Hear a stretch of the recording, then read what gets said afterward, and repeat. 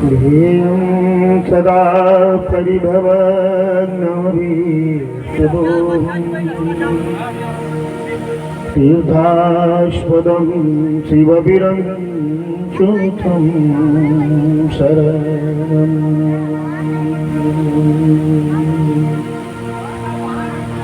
विद्यार्थिहं प्रणतपालभवाभिपोतम्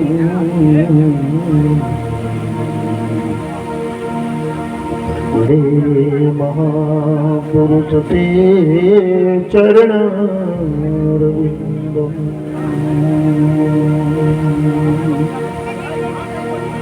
वन्दे महापुरुष ते चरणारविन्दम्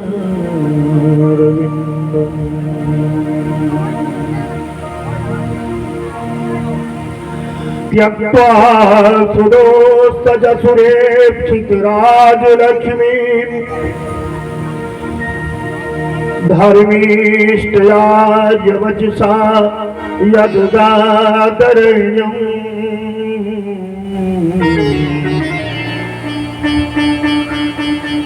मायाभिगं दयितये चितमन्मधाव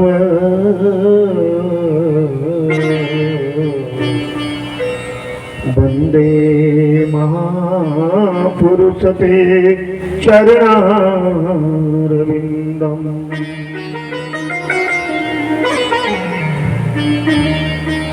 बंसी विभूषितकरा नवनीदाभा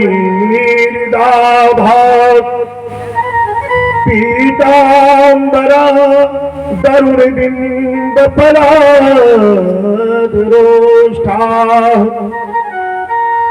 पूर्णेन्दुसुन्दरमुखदरबिन्दुनेत्रा कृष्णात्परं किमपि तत्त्वमहं न जाने कृष्णात्परं किमपि तत्त्वमहं न जाने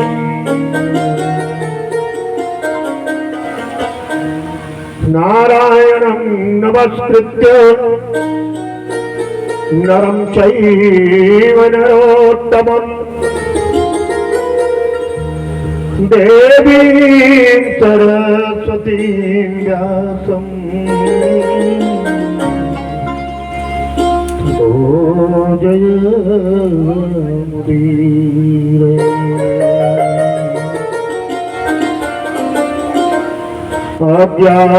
अज्ञानतिमिरान्धस्य ज्ञानाञ्जनं शलाकया चक्षुर्मीलितं येन तस्मै श्रीगुरुवे नमः। बोलिए गुरुदेव भगवान की सीतानाथ समारंभां श्रीरामानन्दार्यमध्यमाम्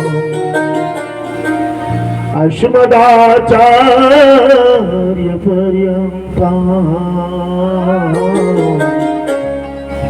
वन्दे श्री गुरुपरम्पराम्।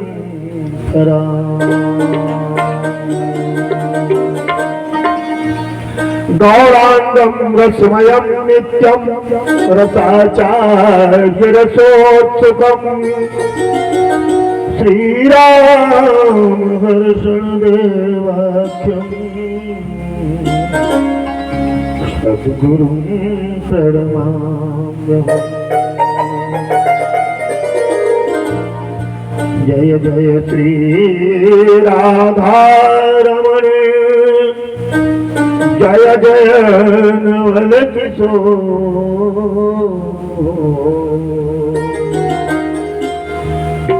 जय गोपी जित चोर प्रभु जय जय माखन चोर।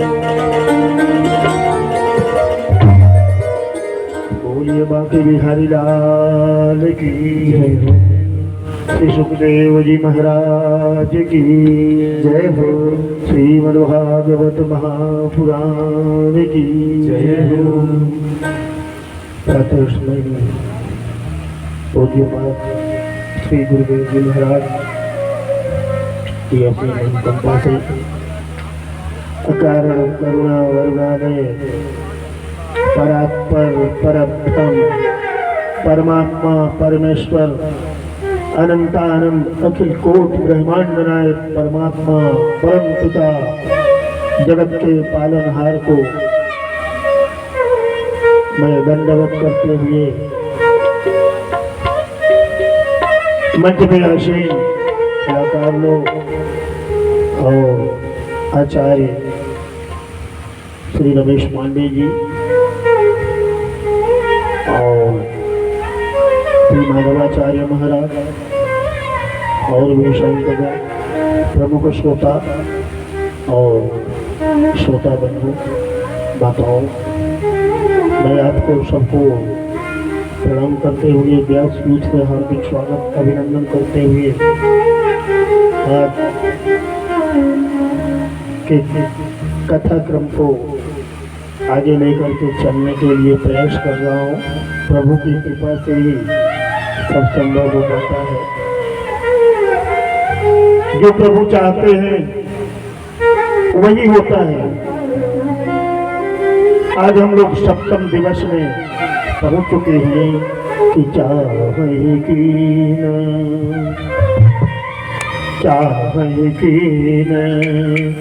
करावई सोई करैया अन्यथा अस नहीं कोई। करावई सोई करैया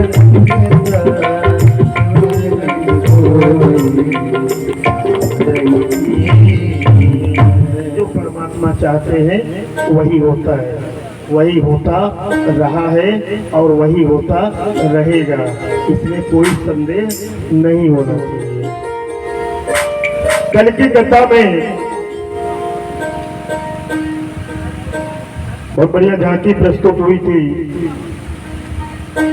माता लक्ष्मी स्वरूपा जो रुक्मिणी जी का विवाह संपन्न हुआ है, अखिल कोटि नायक परमात्मा श्री कृष्ण भगवान के साथ में ये पहला विवाह था। महाराज परीक्षित ने ये सवाल किया था कि ऐसी क्या जरूरत पड़ी कि भगवान श्री कृष्ण का जो प्रथम विवाह हुआ था राक्षसेन विधानेन, राक्षस विधान से क्यों हुआ? गुरु जी ने बड़ा बढ़िया जवाब दिया। बोले समय को देखते हुए अपना फैसला भी बदल देना चाहिए। कल माता रुक्मिणी ने जैसे ही पंडित जी को कुंदनपुर से द्वारिका के लिए प्रस्थान कराया, वैसे उनकी चिंता भी बढ़ गई। पंडित जी पहुंचे, भगवान ने उनका आदर सत्कार किया, उसका पाद प्रक्षालन किया। उसके बाद भोजन करवा के जब विश्राम करवाने लगे, पैर दबाने लगे, तब उनसे पूछा आने का प्रयोजन। ब्राह्मण देवता ने सब चीज बताया उनको। भगवान आए, वहां से पंडित जी को लेकर के किसी को बगैर बताए, जैसे ही दाऊ जी को पता चला, तुरंत नारायणी सेना तैयार किया और पीछे से वो भी निकल लिए। इधर बेचैनी बढ़ती जा रही है माता रुक्मिणी की। तब तक में गुरुदेव भगवान आ गए। रुक्मिणी जी दौड़ करके उनसे मिली। उन्होंने पूछा कोई जवाब दिया है क्या लिख करके पत्र में? माता जी के सवाल का जवाब गुरुजी ने दिया कि कोई जवाब तो नहीं दिया है, लेकिन मैं जवाब देने वाले को ही लेकर के आया हूँ। इधर माता जी अपने भाभीियों के साथ में माता जी की पूजा करने के लिए निर्धारित समय पर पहुंच गई। हर एक लड़की को ये चिंता होती है कि उसका पति कैसा होगा। सबको बढ़िया पति चाहिए, और हर एक पति लोगों को भी ये चिंता होती है कि जो शादी हो रही है वो कन्या कैसी है। रुक्मिणी पहुंच गई अवंतिका धाम में, माता जी के दरबार में। पूर्व जन्म में भी प्राप्त करने के लिए माता के पास गई थी। गौरी गणेश नवग्रह की पूजा किया था, और सबके घर में शिलमायन होता है, उसमें पितरों की पूजा होती है और गौरी गणेश नवग्रह की पूजा होती है। मैया मंदिर में पहुंची कि जय जय जय गिरिराज किशोरी, जय मरे समुख चांद चकोरी, जय जय गिरिराज किशोरी, जय जगत वदन करानन माता, जगत जननी कामिनी दुखिदाता, जगत भजन कशानन माता, जगत भजन दुखिदाता। माता जी पहुंच गई, पूजा प्रारंभ हो गई। मन में जो संकल्प था वो पूरा हो चुका है।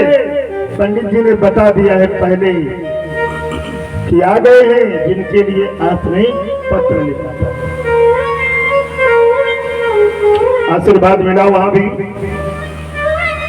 कि सुनो सत्य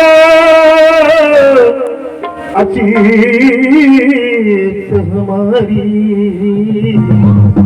अब हो जाइए मन कामना तुम्हारी। माता रुक्मिणी जी को भी प्रॉपर में आशीर्वाद मिला, राधे राधे, जाइए आपकी मनोकामना पूर्ण होगी। आई थी पीछे के दरवाजे से, लेकिन निकली बाहर प्रमुख द्वार से। राजकुमारी थी, सेना की टुकड़ी साथ साथ चलती थी, सुरक्षा के घेरे में थी। पूरा मंदिर जो है सुरक्षित था। भगवान अपने रथ पर बैठे हुए मुस्कुरा रहे थे। आज तक देखा नहीं है, न रुक्मिणी ने देखा है कृष्ण को, वेरी गुड, और न कृष्ण ने देखा है रुक्मिणी को। फिर भी मिलने की इच्छा बड़ी प्रबल। बाहर निकले तुरंत, चारों तरफ सैनिक, इतनी खूबसूरत लक्ष्मी। देवी पुराण के 10वें स्कंद में बड़े विस्तार से कथा है सीता और रुक्मिणी की। लक्ष्मी की छाया है, परछाई, और पूर्ण रूप से लक्ष्मी माता विष्णुवान महाराज की बेटी बनकर के राधा के रूप में, राजेश्वरी के रूप में विराजमान। उस रूप सुधा को देख करके सब सैनिक लोग देखते ही रह गए। तो रुक्मिणी भैया बढ़ी आगे, भगवान ने हाथ बढ़ाया तुरंत और अपने रथ पर बैठाया, और वहां से 9 2 11 हो गए। हरण करके जो शादी किया जाता है उसी को राक्षस विधान करते हैं। लेके चल दिए। उधर क्या हुआ, शिशुपाल जो है बैंड बाजा लेकर के पूरे बारात लेकर के नगर में प्रवेश हो चुका है। दुल्हन गायब हो गई। ऐसा समय भी जाता है कभी कभी। और जब पता चला कि कृष्ण आए थे और लड़की को लेकर के चले गए, बड़ा दुखी हुआ। लेकिन साथ में जरासंध भी था। तब जरासंध ने बताया कि दुखी होने की जरूरत नहीं है कि सौरे सप्तदशा हम वही। अरे शिशुपाल क्यों रो रहा है? मैं स्वयं जो है सप्तदशा 7 और 10 बोले 17 बार हार चुका हूं मैं कि संयोगानि पराजित है। इतने बार मैं पराजित हो चुका हूं इस कृष्ण से। ये बड़ा छलिया है, बहुत बहुरूपिया है और बहुत ही मायावी है ये। लेकिन चिंता मत करो, वहां से हमने ही इसको भगाया हुआ है। आइए राधे राधे। तो हमने ही भगाया हुआ है वहां से, यहाँ आकर के रोका हुआ है। आइए मामा जी, आपका भी स्वागत है।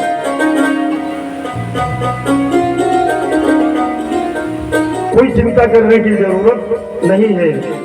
तब तक में उसका जो भाई है रुक्मी, आइए आइए राधे राधे। मैनेजर साहब बहुत रस्ते करेंगे और आपको मैं देखता हूँ तो हमको कथा भी याद आने लगती है। पता नहीं क्या आशीर्वाद है। राधे राधे। तो इस तरह से जो है वो समझा रहा है।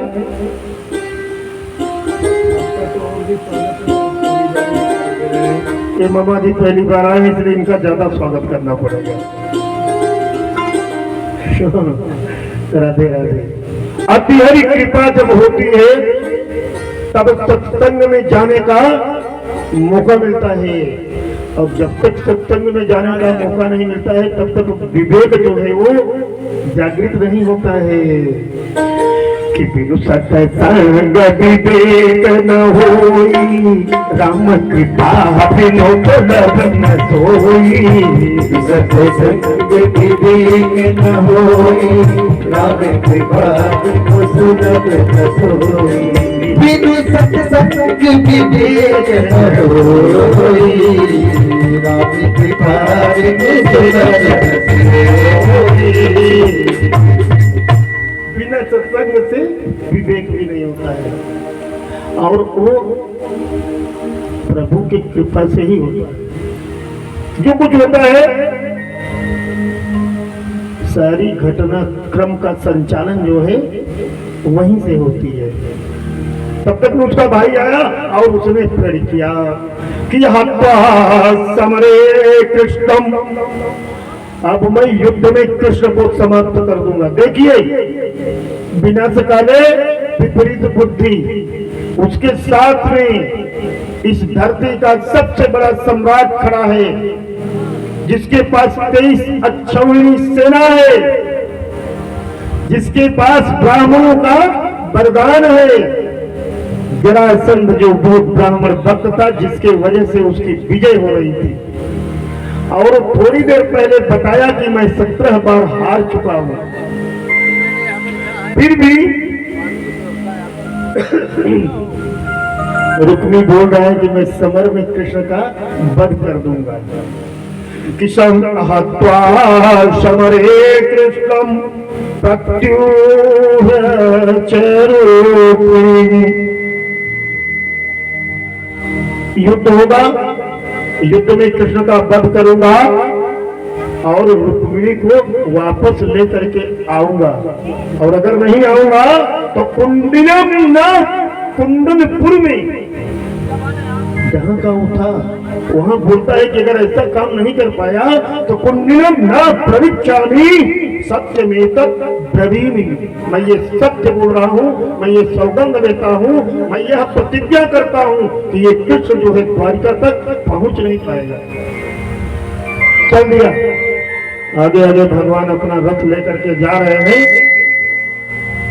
पीछे पीछे चल दिया वो। उसके साथ जो सेना थी वो भी युवराज था, अपनी सेना के साथ चल दिया। और जैसे ही चल दिया कुछ ही दूर पर मुठभेड़ हो गई दोनों पार्टी में। भगवान भी रथ रोक दिए, बोले एक बार भागा था रण छोड़ नाम पड़ गया है, अब बार बार नहीं भागूंगा। युद्ध शुरू हुआ।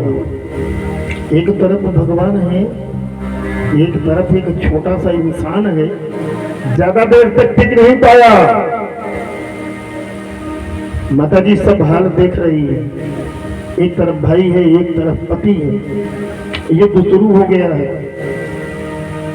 उसके जितने अस्त्र शस्त्र रथ थे सबको भगवान ने काट दिया। मारने के लिए जैसे ही उद्यत हुए तुरंत पैर पकड़ लिया रुक्मिणी ने, कहा कि हे प्रभु योगेश्वरा प्रणीयात्मन कि देव देव जगतपति हंतु नार्हसि कल्याण दातरम में महाभुजे। जगत के पिता पालनहार परात्पर पराशक्ति अखिल कोटि ब्रह्मांड नायक जगत के नियंता कण कण में वास करने वाले प्रभु, एक ही मेरी विनती है, इसका कल्याण कर दो। भाई है, नहीं तो बहुत बड़ा कलंक लग जाएगा कि बहन की शादी हो रही है, भाई का वध हो रहा है। भगवान हंसने लगे, बोले मैं मारूंगा नहीं इसको, लेकिन दंड तो देता हूं। अगर ये गलती किया है तो भगवान बोले रे तुमने कहा है कि जयंत ने गलती किया था तो उसको थोड़ा सा ही दंड दिया। प्रभु हैं बहुत कृपालु, बड़े दयालु हैं, लेकिन फिर भी थोड़ा सा उसको चेतावनी दिया था। एक नयन कर सजा भवानी, थोड़ा सा दंड यहाँ दूंगा मैं। और तत्काल अपनी तलवार लेकर के वहां पर रथ से नीचे कूद पड़े, पकड़ा उसका गर्दन और पकड़ करके उसका बाल बनाने लगे। बोले इसको मैं ऐसा कर दूंगा कि ये नगर में जाएगा नहीं। और यही हुआ, वो प्रण करके निकला था, दोबारा कुंदनपुर में गया नहीं, वो राज्य के बाहर ही रह गया, पूरा जीवन वहीं बिताया। और तब तक में जो है बड़े भैया नारायण सेना लेकर के उधर से चले आ रहे थे, उनको भी चिंता थी। उन्होंने द्वारपालों से पूछा कन्हैया किधर गया। द्वारपालों ने बताया कि कुंदनपुर से एक पंडित जी आए थे, किसी से उनकी मुलाकात हुई नहीं है, सीधा अंतःपुर में गए हैं। उनका स्वागत सम्मान, पैर धोना, पैर दबाना, भोजन करवाना, ये सब प्रभु ने स्वयं किया है। और ये करते ही तत्काल दोनों आदमी आए हैं, रथ पर बैठे हैं, तुरंत चले गए। बलदाऊ को चिंता हुई कि वहां पर परसों शादी है और ये गया है कन्हैया, कुछ गड़बड़ कर सकता है। नारायणी सेना लेकर के निकले थे, जैसे ही भगवान बाल बनाने लगे तुरंत पहुंच गए। रोका, तुरंत डांटा भगवान को, कन्हैया ये क्या कर रहे हो? कृष्ण हे कृष्ण गलत कर रहे हो, ये नाईगिरी क्यों कर रहे हो भाई? वो तो सब जानते थे। कहा कि कृतमस्मज्जुगोषितम कि वपरम अस्मत्रुकेशानां वैरोप्यम सुहृदो वध। सुहृद का वध नहीं करना चाहिए, सगे संबंधियों का जो चेहरा है उसको क्रूप नहीं करना चाहिए, ये तुम गलत कर रहे हो। तब तक में भगवान ने पूरा बाल उसका नीचे गिरा दिया। भगवान ने कहा ऐसा है भैया, इसने बहुत बड़ी गलती किया था, थोड़ा सा इसको मैं दंड दे रहा हूँ। बलदाऊ जी ने कहा ना, गलत है ये कि क्षत्रियाणामयं धर्मः प्रजापति विनिर्मित। जगत के कल्याण के लिए क्षत्रियों का धर्म बनाया गया है, समाज की रक्षा करने के लिए, धर्म की रक्षा करने के लिए, ब्राह्मण और गौओं की रक्षा करने के लिए ही क्षत्रियों को बनाया गया है। कृष्ण ये जान। भगवान ने कहा भैया अब जो कुछ होना था वो तो हो गया। और माता लक्ष्मी जी को लेकर के आए, रुक्मिणी जी को द्वारिका में तुरंत मंडप निर्माण हुआ और पहला विवाह जो है राक्षस विधान से संपन्न हुआ। इन्हीं भगवान के घर में आकर के कामदेव को जो भस्म कर दिया था भोलेनाथ ने कि कामस्तु वासुदेवांसो जब भस्म किया था तो रति गई थी उनके पास, बड़ी याचना किया था, तो भगवान ने उनको आशीर्वाद दिया था कि कामस्तु वसुदेवांसो दग्धः प्रागरुद्रमन्युना देहो अपत्यये भूयस्त्वमेव प्रत्यपद्यत। कि जब द्वापर में नारायण आएंगे, कृष्ण बनेंगे, तब ये तेरा पति जो है भगवान का बेटा बनेगा। और वही कामदेव आकर के कृष्ण तनय बहुत रोई गिड़गिड़ाई, जब तब भगवान को बड़ी दया, भोलेनाथ बड़े अवधरदानी है, उसको आशीर्वाद दिया कि कुछ दिन तक बेटी तुमको प्रतीक्षा करना पड़ेगा, जो कुछ हुआ है वो अच्छा ही हुआ है। विधि के विधान में कामदेव को सम्रासुर को मारना है, वो भी कृष्ण का बेटा बनकर के वध कर सकते हैं, उनके अलावा कोई करेगा ही नहीं। ब्रह्मा जी ने ऐसा लिख दिया। तो कृष्ण तनय कोई वही पति तोरा, बचन अन्यथा होई न मोरा।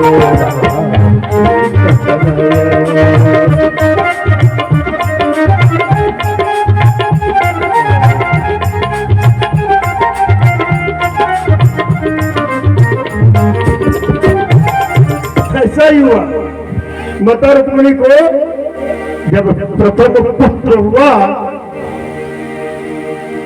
तो नारद जी ने जाकर के बता दिया कि श्रीमन नारायण नारायण नारायण, श्रीमन नारायण नारायण नारायण, भजमन नारायण नारायण नारायण, भजमन नारायण नारायण नारायण, श्रीमन नारायण नारायण नारायण, श्रीमन नारायण नारायण नारायण।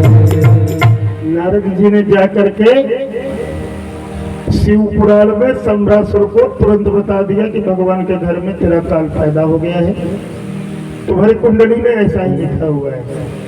वो बड़ा दुष्ट था। अच्छा, मृत्यु से सबको डर लगती है, कोई मरना नहीं चाहता। वो सोचा तो बड़ा अनर्थ हो जाएगा। छोटा सा बालक द्वारिकापुरी में खेल रहा है पालने में, सम्रासुर बड़ा मायावी था, उठा करके लेके गया समुद्र में फेंक दिया। समुद्र में मछली निकल गई। मछली को मल्लाहों ने पकड़ा, बहुत विचित्र मछली थी। उन्होंने सोचा इसको राजा को दे दूंगा तो बड़ा पारितोषिक मिलेगा। वो लोग गए सम्रासुर के यहाँ, मछली दिखाया, दे दिया, बड़ा इनाम मिला उनको। रसोइया को मछली मिली, जब फाड़ा तो उसमें से एक बच्चा निकला। सम्रासुर जब देखा भगवान का बालक, वो भी कामदेव साक्षात, मन को मथने वाला, इतना खूबसूरत बालक अपने घर में ही रख दिया, लालन पालन बढ़िया ढंग से होने लगा। अब इधर क्या हुआ, नारद जी फिर एक जगह गए, कहाँ, रति के पास, वहां भी बीड़ा बजा दिया। बोले आपका जो पति जल करके खत्म हुआ था ना, वो भगवान के यहाँ पैदा हुआ था। मैंने उस दुष्ट को बता दिया है, तो भगवान के यहाँ से उसको उठा ले गया, समुद्र में फेंक दिया। समुद्र से वो मछली के गर्भ में गया और मछली के गर्भ से निकल करके इस समुद्र खेल रहा है। आप छद्म वेश में वहां पहुंच करके अपने पति की सेवा करो। रति भी पहुंच गई है। सम्रासुर से उसका साक्षात्कार हुआ।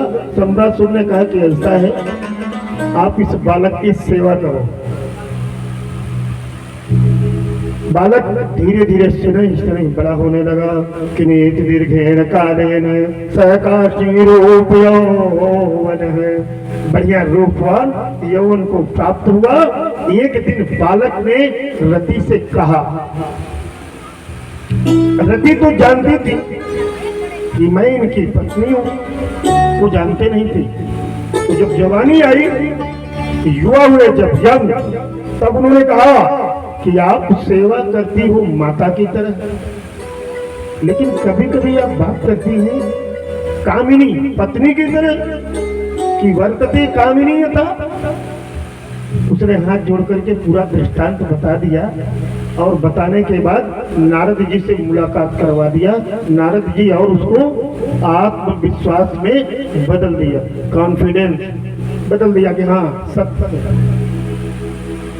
जैसे ही प्रद्युम्न महाराज को पता चला, तत्काल युद्ध के लिए ललकार दिया।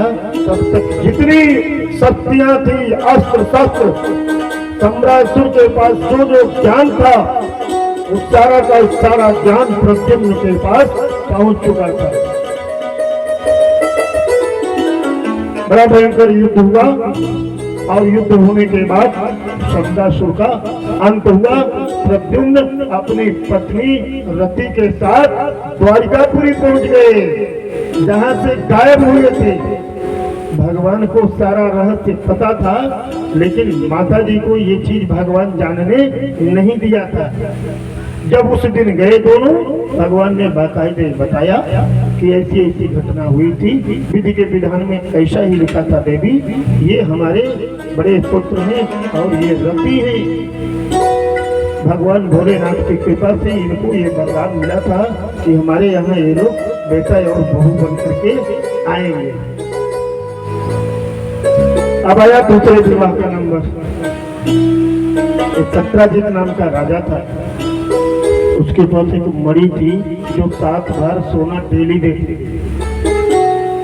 एक बार क्रूर जी गए, जाकर के कहा कि इस मणि को जो है कृष्ण को दे दो। उसने कहा मैं नहीं दूंगा। कालांतर में उसका जो भाई था प्रसेनजीत, मणि को धारण करके एक दिन गया शिकार खेलने के लिए, सिंह से मुलाकात हुई। सिंह ने मार डाला और मणि ले लिया। सिंह लेकर के जैसे ही आगे बढ़ा तो जामवंत जी घूम रहे थे। भालू और सिंह की बड़ा युद्ध हुआ और जामवंत महाराज उस मणि को लेकर के चले गए अपनी गुफा में। इधर कृष्ण के ऊपर जो है आरोप लगा कि कृष्ण ने मणि को चोरी कर लिया। भगवान को बड़ा खराब लगा। लोग बोलने लगे कि कर्णम करणे चज पंचला। छोटी छोटी बात अगर माताओं को पता चल जाए तो पूरे इलाके को पता हो जाती है, भगवान को भी पता चल गया। भगवान ने कहा तो बड़ा अफसोस लग गया, मैं स्वयं मणि को ढूंढता हूँ। मणि को ढूंढते ढूंढते ढूंढते ढूंढते एक दिन भगवान उसी जंगल के तरफ गए जहां पर भालू और सिंह का युद्ध हुआ था। तो वहां से आगे जब बढ़े तो भालू की गुफा में पहुंचे और जब अंदर गए तो एक लड़की उस मणि के साथ में खेल रही थी। भगवान सीधा अंदर पहुंच गए। जामवंत जी ने देखा, बड़ा क्रोध आया उनको, बिना बताए किसी के घर में प्रवेश नहीं करना चाहिए, ऐसा हमारी नीति भी कहती है। आए तुरंत जामवंत जी भी भगवान राम के पार्षद थे, किसी से कम नहीं थे। तुरंत ललकार दिया, कैसे है, इतनी हिम्मत कैसे हुई तुम्हारी? और युद्ध शुरू हो गया महाराज। 27 दिन तक चला। जब त्रेता में वरदान दिया था राम ने तो कहा था कि बिना बताए तुमको जान जाना है, और ये भी कहा था कि मैं जो है वासुदेव बन करके मिलूंगा तुमको। 27 दिन युद्ध चला, बड़ा भयंकर।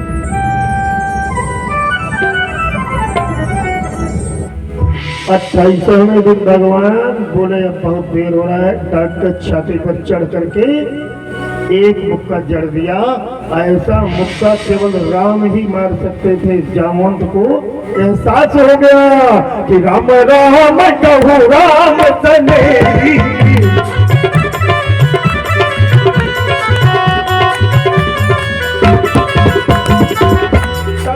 राम लक्ष्मण का नाम आ गया कि राम राम कहो राम सनेही, पुनि कहो राम लखन वैदेही। आसाथ मैथिली प्रतिष्ठित चित्त वृत्ति। प्रभु इतना देर लगा दिया, नाम पूछा तो बताया मैं कृष्ण हूँ। मैं तो वासुदेव कृष्ण का इंतजार कर रहा हूँ इस गुफा में बैठे बैठे। प्रभु हमको तत्काल दर्शन दो। भगवान तुरंत दर्शन दिया उनको, कहा मेरी रक्षा करो प्रभु। अब कि राम राम कहो बारंबार, चट बरतन है बटुआरा। राम कहो बारंबार, चट बरतन है राम बन करके तुरंत दर्शन दिया। बोले आप प्रभु कैसे आना हुआ? भगवान ने सारी कहानी बताया कि चोरी का इल्जाम लग गया है जामवंत जी हमारे ऊपर, और वो मरी आपकी बेटी लेकर के खेल रही है। जामवंत ने कहा कि भगवान बेटी को जो दे दिया जाता है वो वापस लिया नहीं जाता है, बेटी का धन वापस नहीं लिया जाता है। तो एक ही विकल्प है, बिटिया भी ले जाओ और मरी भी ले जाओ। भगवान बड़े प्रसन्न हुए और तत्काल स्पर्श किया जामवती को। जैसे ही भगवान ने छुआ, तुमोदम करोति वाचालम पंगुम लंघयते गिरिम यत्कृपात महत्वंदे परमानंद माधव। साहब सो सब होते हैं बंदे थे कछुना, बड़ी रूपवती कन्या बन करके खड़ी हो गई माता जी। वहां से बड़ी और दूसरा विवाह करके अब पहुंच गए द्वारिका में। बलदाऊ भैया ने फिर एक मंडप बनवाया, पंडित जी को बुलाया, स्वस्ति न इंद्रो वृद्धत सभा शुरू हो गया, एक और शादी हो गई।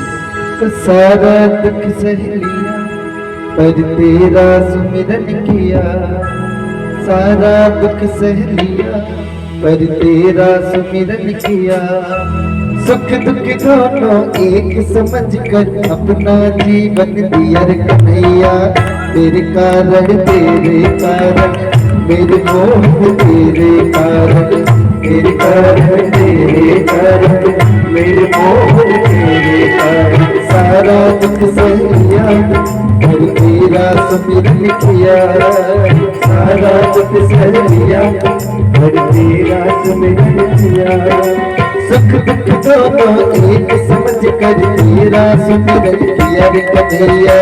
तेरे कारण तेरे कारण, तेरे कारण तेरे कारण, तेरे कारण तेरे कारण, मेरे मोहन तेरे कारण।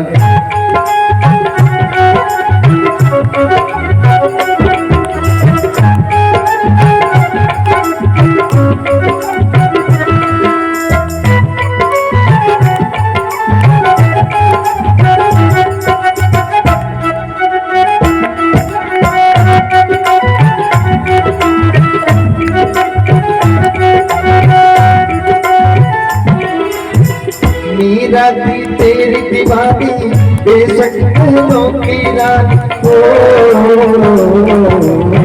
मीरा थी तेरी दीवानी बेशक फूलों की रानी, पर तेरे नाम लिखी थी उसने अपनी जिंदगानी। राणा ने बिस दिया, राणा ने बिस दिया और खुशी खुशी पी लिया। राणा ने बिस दिया और खुशी खुशी लिया। अमर हो गई मीराबाई ऐसा जीवन जिया रे कन्हैया। तेरे कारण तेरे कारण, तेरे कारण तेरे कारण, तेरे कारण तेरे कारण, मेरे कारण तेरे कारण।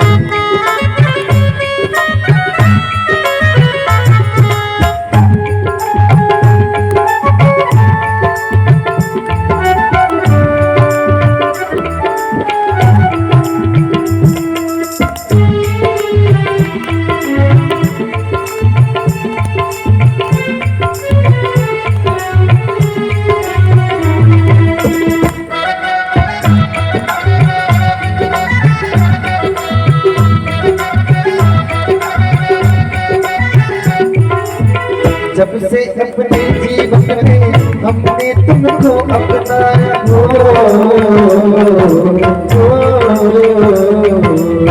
जब से अपने जीवन में हमने तुमको अपनाया। दुख को सुख दुख को सुख कर दिया पल में, ये सब है तेरी माया।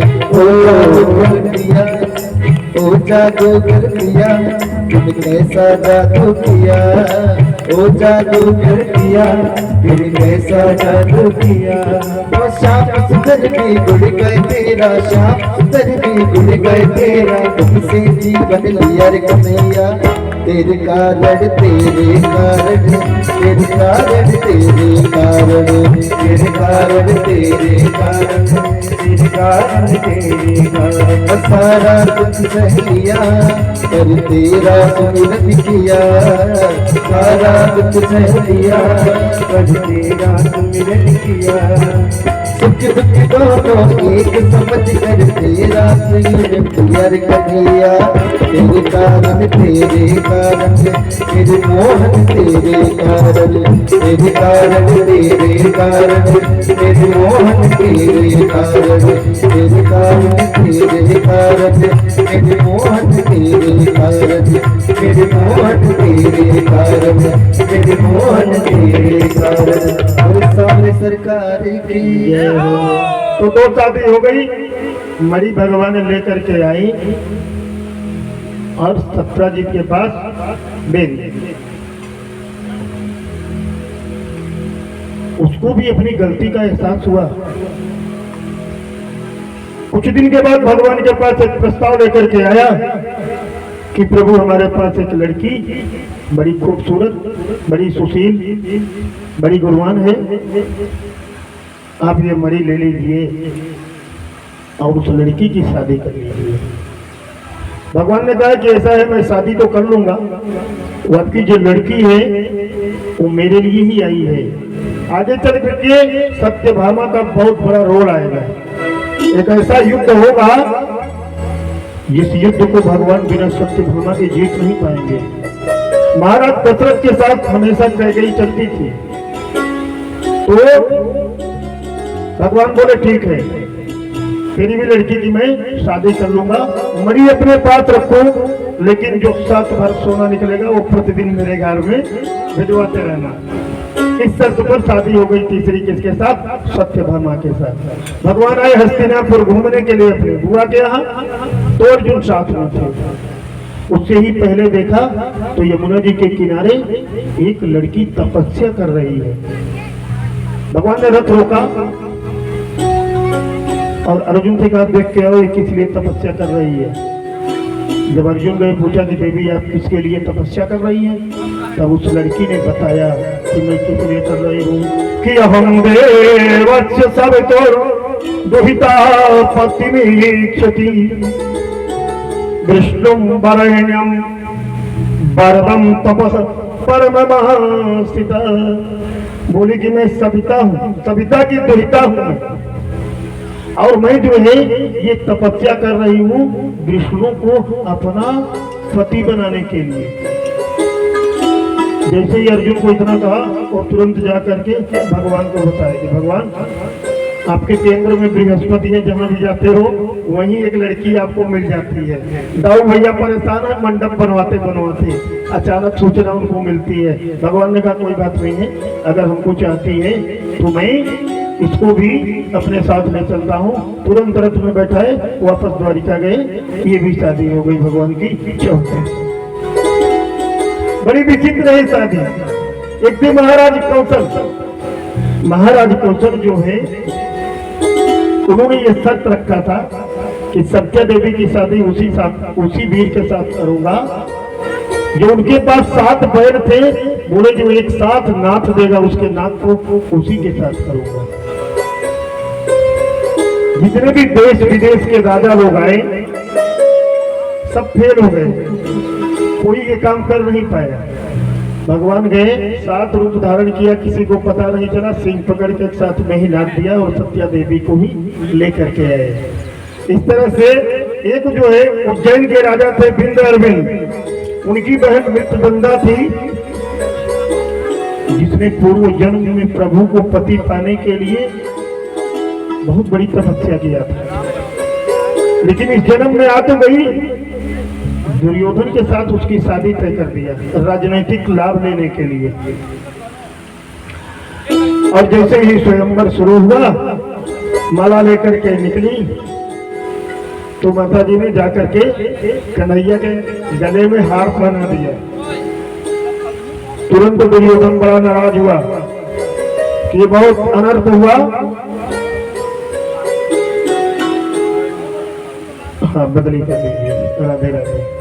मोटर चलाएंगे तो जनरेटर से नहीं चलती है, तो लाइट बदली करेंगे। बिल्कुल स्वागत है, जगत के कल्याण के लिए स्वागत है, जल्दी करना लेकिन। तो इस तरह से प्रभु का जो है एक विवाह है और हो गया, छठा में।